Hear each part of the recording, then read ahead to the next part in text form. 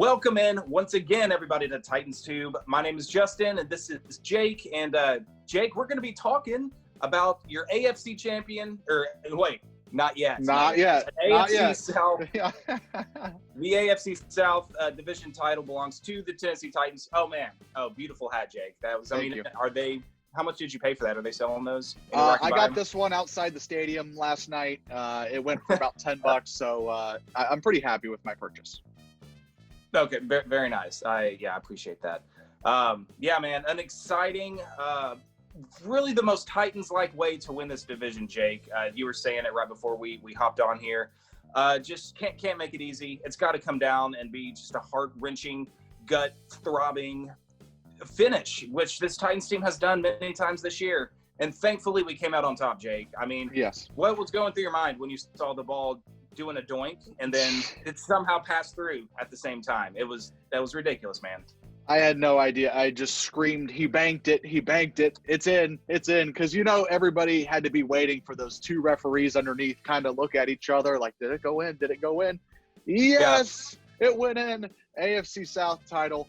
I was frankly worried, Justin. We have so much to talk about in this game, but Derrick Henry's 2,000 of yards would not have meant as much, I believe, if Scott Sloman does not bank in the kick. The Titans possibly go on to lose in overtime. Who knows, man? What a wild ride that game was. I don't know, man. I don't know if you just want to start. Obviously the defense is a point of concern from this game. I thought they were decent early. The final score may put some overcast on the fact that the Titans only allowed 9 points in the first half, and they had this game in hand for a while. So yeah, just overall feeling good. Lots going on, and looking forward to taking on Baltimore for the third time in a short window here. Yeah, I'm not too crazy about that matchup just because of how Baltimore's been playing the last few weeks, but We'll see. We'll get to that a little bit later. But, yeah, kind of what you were saying, the defense, you kind of forget that at halftime they had held them to 9 points. They were coming up with some huge red zone stops. But the second half was just more of the same from what we've seen from this defense. I think, did the Texans score points on every single drive in the second half against us? I don't know if we at least forced them to punt. It was unbelievable. They had 20-plus. I think it was 20 unanswered points there. For a minute in that third quarter. The Titans are up by 21 points almost in that third quarter, it seemed. Yeah. The quick turnaround touchdown, flea flicker, Derrick Henry fumbles. It was a very quick sequence that brought them back into this game. Yeah, they jumped right back in it like it was nothing. The fumble was just, that came at a horrible time, which is the only, black mark on Derrick Henry's performance. Because, I think it is a career-high 250 yards on the game. In his third straight 200-yard game against the Texans. Dude, he freaking owns the Texans and Jags. I think I saw a stat that even if you just included his rushes against or his games against division opponents would still come out to be like third in the league in rushing or something like that. Unbelievable. I wouldn't doubt it. He's had some huge games, and I'll tell you what, Justin, they needed every bit of Derrick Henry's 2,000 yards this year to win the AFC South, as we saw yesterday in that game. Yeah, man. And can we talk about, A.J. Brown again? Derrick Henry's 2,000-yard performance, we could talk about that for a long time. Eighth person in history. Titans now with the only team with two running backs in the 2,000-yard club. Yep. Yeah, man, I can't believe, we'll talk about A.J. Brown here in a second, but I can't believe that coming into this game, Henry needed like 223 yards, and it was like, it's kind of an outside shot. I don't know about it, but dude, he freaking does it. Like to do that just kind of shows how dominating that he's been for us this year. And I don't know, I guess because it all came at once, there didn't seem to be as much buzz around the fact that he did eclipse 2,000 yards, much less than I feel like what Adrian Peterson was getting, and even CJ2K. I think we were out of the playoffs by the last game of the season, but I just remember more people like excited and talking about it. But Henry just kind of quietly built himself to put in position in this very last game, and 250 yards later, there he is. right there joining him. And, Eighth guy. Yeah. watching this team the whole year and knowing kind of how this Arthur Smith offense flows and goes through Henry, you knew that he was going to have a real crack at 2,000 probably midway through the second quarter. Fairly certain he had over 100 yards rushing in the first half. And, as the game kind of started to become close, the Texans closed that gap. You could maybe see them resting Henry in the fourth quarter if the Titans keep the lead that they had. Obviously didn't happen. But he was – you felt it. The offensive line had that push. Derrick Henry's getting 5 yards before he gets touched. He's getting that head of steam. He had plenty of big runs in this one, which obviously aided to that career high 250 yards. Unbelievable, man. I like to say stop and smell the roses, with this Titans offense, but especially Derrick Henry. I mean, we can't love this guy enough. And he's now, we signed him to a big long deal, and he responded by the 8th ever 2,000-yard season. So not much to say. He's on a pretty crazy 3-season streak here. Putting up the numbers that he's doing right now and what he looks like he has left in the tank. We might be in the midst of watching a Hall of Fame running back right here. I know I've heard a lot of people, chirping about Hall of Fame stuff. I still think it's pretty early for that, obviously. Mm-hmm. But if Henry can churn out 3 or 4, not 2,000-yard seasons, obviously, but 1,200 plus yard seasons. He might at this rate. This is a Hall of Fame running back. He could. The only player. If anyone can do it, I think Henry can be the only player to rush for 2,000 yards multiple times. But we'll see, man. We're going to need him coming up here in this playoff stretch for sure. But man, let's get back to A.J. Brown real quick, because, dude, that play at the end, that's got to be a play of the year candidate. That is one that's going in the books as an all-time great connection. Tannehill to A.J. Brown, you don't really see that. Tannehill, he was in Miami when he had that miracle lateral throw to beat the Patriots late in the season a few seasons ago. Who was it? I think it was Kenyon Drake, Gronkowski back there trying to make a tackle. So Tannehill kind of has that late game magic in him already. But dude, that was just the most beautiful throw and catch I've ever seen. I can't believe we pulled it off. The Texans didn't have a safety deep. Maybe we either fooled them or they were just, I don't know. Maybe it was a defensive flaw that they were running. But dude, that's an all-time great Titans play right there. Man, A.J. Brown is just such a beast. Totally. Obviously, Derrick Henry, 2,000 yards. Yes, great. AFC South champions. Yes, that's well and great. But you watch the Titans offense come back onto the field with 17 seconds left on the clock, Justin, with 2 timeouts and on their own 25 after Houston ties the game with the long Fairbairn field goal. And I'm saying out loud to the television, they're going to sit on it. This is going to go to overtime. They're going to sit on it. This is going to go to overtime. Well, Tannehill comes out in shotgun. Maybe they try at least one play, and he ends up connecting with A.J. Brown, 52-yard, just absolute dime on a rope. Great contested catch by A.J. Brown. How about it, man? And he stepped up in this game with Corey Davis having not his best game of the year by any stretch of the imagination.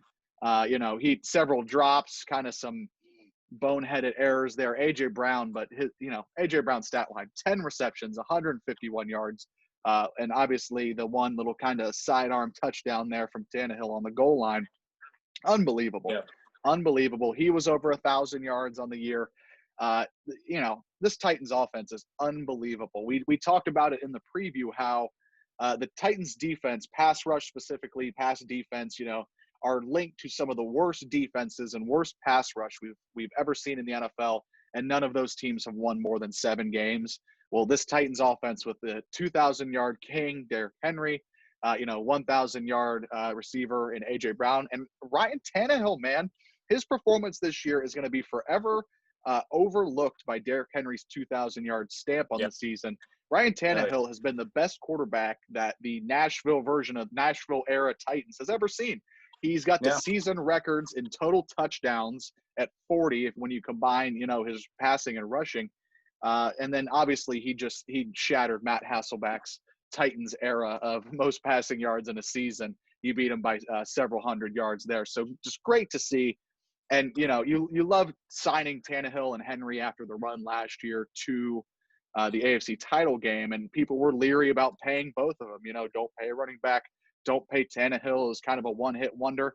Both have paid off in spades. And as the bootlegged hat outside of Energy Stadium I bought says, it paid off definitely with an AFC South title. Dude, yeah.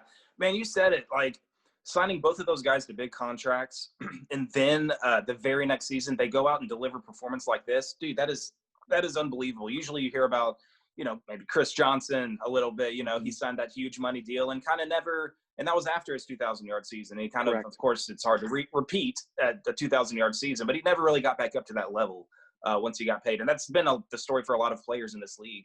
But, yeah, to deliver a 2,000-yard season and Tannehill to tie Warren Moon, I think, for second place for most touchdown passes in the season. But, dude, the 7 rushing touchdowns, like, man, I think he has 5 in the last 3 games. So they've kind of come in bunches here at the end of the season. But I think that's only behind Steve McNair for rushing touchdowns for a quarterback. McNair had 8.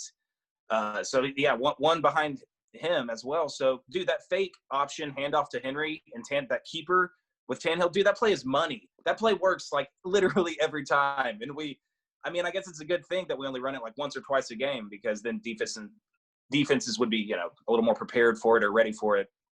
But, yeah, dude, he's so clutch, so crucial on those keepers. So, dude, great season for Tannehill. A lot of people were upset about, Deshaun Watson getting the Pro Bowl over Tannehill. And I think Tannehill kind of hurt himself a lot after that Green Bay game a couple weeks ago. But I was going to bring this up earlier. Like, dude, Deshaun Watson, I think he earned his spot in the Pro Bowl. Like, that dude is such a playmaker, and he is the Texans. He's carried that team on his back the entire season, just competing, putting up incredible performances. I mean, yeah, we had trouble stopping him, this defense, the entire game, especially in the second half. But, yeah, with that being said, yeah, Tannehill, Henry, love it. The only milestone, yeah, like you said, was Corey Davis not getting 1,000 yards. I think he was 16 yards short. 900, and 84 yards on the season. And, I mean, he has no one to blame but himself, dude. And you hate to say it, but the drops, he could have had it. It was there. We were throwing him the ball. But, yeah, no doubt. Even after the drops. Cool. Even after the drops, Tannehill kept going to him. You like to see that kind of, faith in Tannehill to give him some more chances. And he did come up big late with a huge third down catch on that final touchdown drive there at the end. Going back to maybe the defense and the Deshaun Watson kind of argument. Yes, you liked what you saw from this Titans defense early. They were very bend, don't break, as we kind of like to say, forcing those field goals in the red zone. Houston could have been stride for stride with this Titans team, but this defense kind of responded early. They were getting to Watson. They had 4 sacks on the game. I mean, 4 sacks. It was 4 Where sacks. did that come from? Yeah. I was pretty pumped to see that. Yeah. But it may be a little misleading of a stat, because when they weren't sacking Deshaun Watson, it was more of the same. He's standing back there with all day to throw. You look at Brandon Cooks, who was unstoppable on the day, 11 catches, 166 yards, 2 touchdowns. He has Kevin Byard turned around a lot yesterday. I thought Kevin Byard struggled a little bit yesterday. He bit massively on the flea flicker play from the Texans. So tough from him. Yeah. But, this defense kind of unraveled a little bit in the second half, especially after the bang kind of fumble play on the first play of the drive that turned it around in the middle of the third quarter. But, man, oh, man. What do you do? What do you do with this team, man? What do you do with this team moving forward? They are the most exciting team. It's unbelievable. I have it written here. The Titans have only won 2 games this season, scoring less than 30 points. I think that is a big statistic looking into this playoff picture here. There are only 2 games where the season opener at Denver, where they squeaked that one out 16-14. Oh, yeah. And then the Chicago game, they only put up 24 points. Right. But nuts, man. This offense is so explosive and exciting, but this defense is so full of holes. But at the end of the day, AFC South champs. Yeah. And that's kind of what the goal was coming into this year. Oh, for sure. Yeah. 11-5 AFC South champs. You definitely were hoping for that result at the end of the season. I mean, yeah, who knows, how far this team can go in the playoffs with this defense. We play on Sunday at noon. So we're kind of like, not in that prime time slottish, which I think is a good thing because this team has not played well during the prime time games so far this year. So, you get the week off. I'm kind of glad, they can relax a little bit, not have to get ready and play on a Saturday coming up. So I don't know. We'll see what we can do. I don't know if you want to go ahead and look forward to the Ravens here, but do you think this is a good thing that we're not facing a high-flying passing offense, but they are getting the running game going big time right now. So, it's kind of playing into the strengths of our, what the Titans defense does best, which is kind of slow down the run, even though, had a bad game against the Packers. And even David Johnson ripped off some plays against us as well. But I don't know, how do you feel this ground and pound team with the Ravens that the Titans squeaked out a win against about a month ago in overtime? It's just their offense in general, man. It's definitely scary right now. Definitely scary. Obviously, you look to Lamar not being the light up the stat sheet passing quarterback. He's attempted less than 20 throws in a lot of these games leading up. Yes, the Ravens are red hot coming into these playoffs, but I don't know. It's just the rivalry is back for one, Justin. The rivalry is now officially back with these, obviously last year divisional, really tightly contested game this year in overtime, the whole dancing on the logo, John Harbaugh versus Mike Vrabel deal. And now, who's coming to town? There's some storylines, to Nashville, but sure. Baltimore. Yeah. Out of the wild card teams, Justin, it's really, really tough to say who you would prefer to match up against in this first round. Cleveland obviously took the Titans to the woodshed in Nashville. So I don't know if you want to see them again. I think it would be a much more tightly contested game if Cleveland came again. But and then Indianapolis, you never really want to see a team 3 times, Justin. Something gives me the heebie-jeebies about that. The Titans do have history playing a team 3 times in that Jacksonville Super Bowl run there. Oh, yeah. But I don't know, man. It's tough. Obviously, the dream matchup going in the first round is whoever got Pittsburgh, and Cleveland lucked out getting Pittsburgh there. But I think you would rather take the division title in a home playoff game versus kind of getting in as a wild card, maybe getting a better matchup. Yeah, we would have to go to Buffalo if we had gotten beat by Houston at the end there. And with the way I know we beat the Bills pretty good in Nashville back in like October, early in the season. But this Bills team is kind of humming right now. They're a different team, and that was a weird week too, where it was kind of fluky. No, the result wasn't fluky, I wouldn't say, but I think it was a Tuesday night game.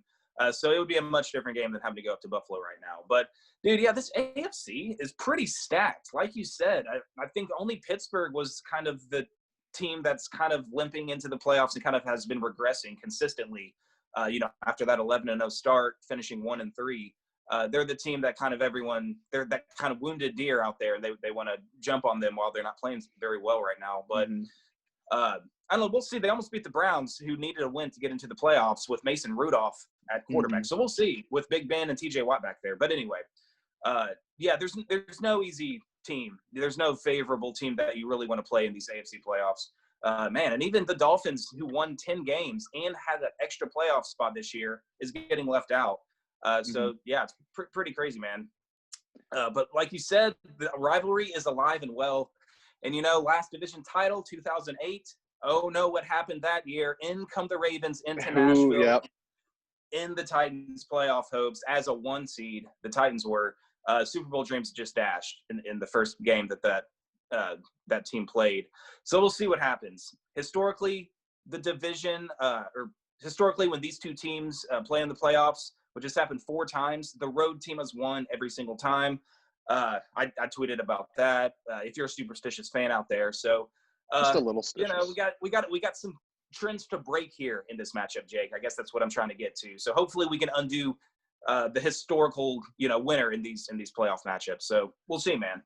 Unbelievable. I mean, yes, there's some qualms about this team heading into the playoffs. The excitement level might not be what it was last January when we, you see Foxborough on the schedule. Hey, we can beat New England, The Titans weren't supposed to have a shot against Baltimore. I think the Titans are opening as a 3.5-point home underdog in this Baltimore wild card matchup here. So something to keep a look at, but that's exactly where this team and Mike Vrabel likes to be, I think, as the underdog, even though they are hosting this playoff game.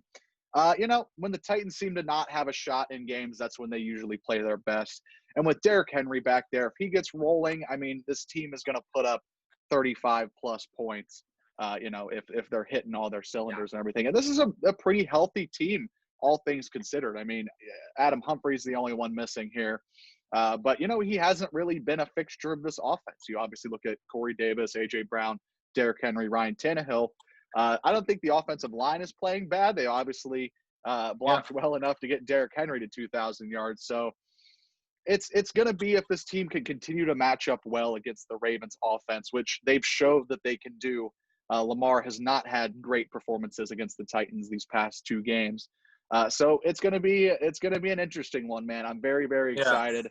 And what a wild ride this season's been. Highest flying Titans offense we've ever seen, capped off by a banked-in field goal from Sam Sloman. Sam, not Scott Sloman. Yes, we got to get that right. It is the Samuel Sloman. Unbelievable. Banking it in.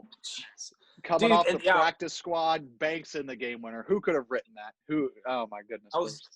I was going to bring up when we were talking about that A.J. Brown reception at the end of the game, the Titans, the awareness to call a timeout immediately because that gave us a chance to run another play, which thank goodness we did, Jake. I think it was a 4-yard run by Henry, and we needed all of that distance. We had not an inch to spare when that kick banked in. So it's so crazy how football is just kind of a game of inches a lot of times. But, Sam Sloman, the hero, gosh, dude, imagine being in his shoes or from not kicking for a while to just coming in, being the stranger, coming on board, meeting people, meeting your fellow teammates, and then next thing you know, you got to go on the field for a kick to win the division for a franchise who hasn't won it in 12 years. I mean, that's pressure right there. But crazy. Whatever, it went through. I don't care how he did it. It went through. That's exactly. It went through. 3 points. That's all that matters. So much in this game. Obviously, 41-38. Lots of points, lots of action in this game. Something we kind of washed over, Justin. Talking about Mike Vrabel and maybe his decision-making. I've retired the blockhead nickname. I've brought it back. I've retired it. I'm going to bring it back again. Because what did you think about the 4th and 11 go for it call? All right. I have it written down here. The Titans were on the Houston side of the field on 37-yard line, early 4th quarter. The Titans have a 3-point lead. Obviously, Titans defense can't stop a nosebleed at this point. Houston has come back, made it a 3-point game. 4th and 11, though, Justin, 11. If it was 4th and 5 there, Tannehill QB keeper works every time. It's 4th and 11 was a little quite hefty of a call there, and obviously ended with a 12-yard sack. Houston turns around, takes the lead in this game. So I don't know. What did you think about that? I thought that was quite questionable, and that's putting it nicely. Yeah, it's definitely questionable. It's definitely too long of a field goal to try to trot Sloman out there. And I don't know. And the pass rush from Houston was really, I think they were kind of, routinely getting pressure on Tannehill. And so 4th and 11, offensive line still put in that same situation whenever they've got the momentum right there. So, that was very questionable. I guess it just feels weird, to punt the ball at the 37-yard line. Yeah. Maybe he was just feeling, he has confidence in the offense and he just was gambling. But, that's too big of a gamble, giving the Texans a short field like that. And Mike Vrabel's made decisions where it has worked out, and I still, question it. So that's not like hindsight being 20/20. Like, I still disagree with that call completely. Thank goodness it worked out, whether it's a fake punt or whatever. But I think even if it had worked out, I still wouldn't feel comfortable. Sometimes he gets a little too risky, gambles a little too much for sure. You look at the flip side of the coin in Green Bay. Sorry if I cut you off there. He punted at like the 30-yard line in Lambeau. I get snowy conditions and everything like that, but dude, what are you doing? It's just I would rather see Brett Kern try and pin Deshaun Watson inside the 5 versus you turning around and giving him to it on a short field. I don't quite understand. But I'm with you, though. Yeah, it ended up not costing the game, as most blockhead Mike Vrabel decisions end up doing. I don't know how he continuously makes these kind of bonehead calls. They don't work out, but they always somehow end up winning the game and not really costing Mike Vrabel all that much. Yeah. But looking forward, man, I'm very, very excited for the playoffs. Fantastic to get a division crown finally. Derrick Henry, 2,000 yards. A.J. Brown, 1,000 yards. Tannehill, record-setting seasons for a Tennessee Titans quarterback. What a ride, man. Yeah. What a ride of For a regular season it's been. I can't believe it's playoff time, and I'm very, very glad that the Tennessee Titans are participating. Yes. I mean, I'm here for it. I'm along for the ride, however long it lasts. Yeah, it's been a fun season. I think we definitely have scored the most points ever as Titans. I don't know what the record is going back to the Houston Oilers days, but this offense has just been a treat to watch this entire season. So hopefully we get to see more of it.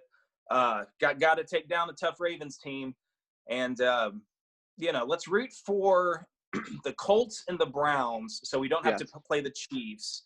And then let's root again for whoever wins against the Chiefs. So the Titans can host the AFC Championship game as a 4 seed. That'd be pretty great. I don't want the team to play on the road again until the Super Bowl. Mm-hmm. So how much offensive magic can happen? I mean, we've seen the magic. Tannehill to A.J. Brown, magical play. Can this offense carry this team all the way to the Super Bowl? I don't know. We'll see. I mean, these are definitely some legit challenges ahead with these offenses in the AFC we got to face. But you never know. We can catch fire at the right time and take some of these teams down.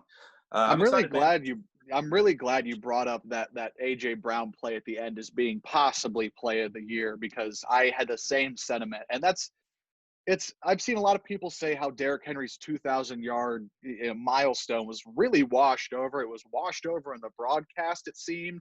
They were just like, oh, hey, Derrick Henry rushed for 2,000 yards. Anyways, Deshaun Watson is carving up this defense, that kind of thing.